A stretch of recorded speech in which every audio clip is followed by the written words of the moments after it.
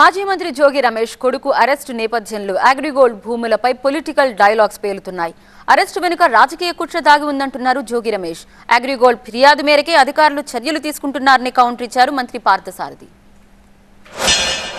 Registration మీరెట్లాగా అమోసోబం తెలియన మా అబ్బాయి అమెరికాలో చదువుకున్నాడు, ఎంఏ చేశాడు, డిలాయిట్లో జాబ్ చేస్తే ఇక్కడికి వచ్చి ఏదో ఎన్నికల్లో నాకేదో సహకరించాలని వస్తే అరెస్ట్ చేసి ఈ రోజున సబ్ జైలుకి పంపిస్తే న్యాయమా చంద్రబాబు నాయుడు అని చెప్పి నిన్న జరిగిన సంఘటన ఏదైతే ఉందో వారి కుమారుడు అరెస్టు, అది కేవలం అగ్రిగోల్డ్ భూములకి సంబంధించిన విషయంలోనే అరెస్ట్ అయ్యారని చెప్పేసి మనం చేస్తాను. నేను అది కూడా ప్రభుత్వం ఏదో ఉద్దేశపూర్వకంగా అరెస్ట్ చేసింది కాదు.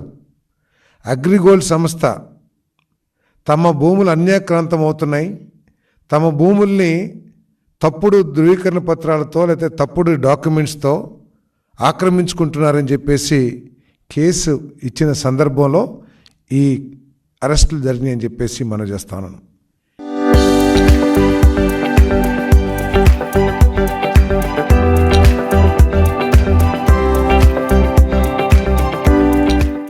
ఈడీ అటాచ్మెంట్లో ఉన్న భూముల్ని జోగి రమేష్ గారి కుటుంబం అంటే వారి కుమారుడు కానివ్వండి, వాళ్ళ బాబాయ్ కానివ్వండి, ఇంకా అనేక మంది అధికారుల సహకారంతో ఆ రోజు అధికారంలో ఉన్న మంత్రిగా ఉన్న జోగి రమేష్ గారి కుటుంబ సభ్యులు ఈ భూమిని చట్ట వ్యతిరేకంగా కొని విక్రయించారు కాబట్టి ఈరోజు అరెస్టు జరిగింది, కానీ వేరే ఉద్దేశం కాదని చెప్పేసి నేను చాలా స్పష్టంగా తెలియజేస్తా ఉన్నాను.